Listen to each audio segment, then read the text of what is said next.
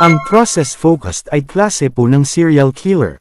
At karamihan sa mga serial killer ay process-focused, ibig sabihin ito ay ang mga serial killer na pumapatay para sa sarili nilang kasiyahan, o natutuwa sila kapag pumapatay sila.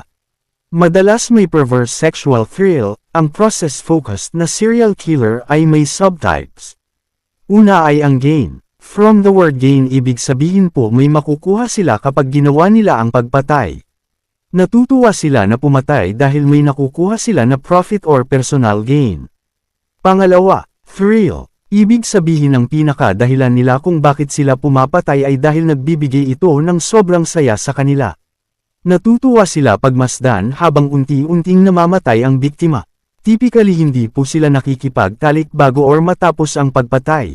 Pangatlo, power. Ibig sabihin ang pagpatay ay nagbibigay sa kanila ng sobrang saya dahil sa idea na superior sila, dominating or manipulating.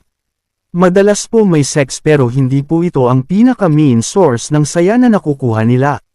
Kundi sa idea na nagagawa nila ang gusto nila, feeling of superiority towards the victim, dominance and manipulation.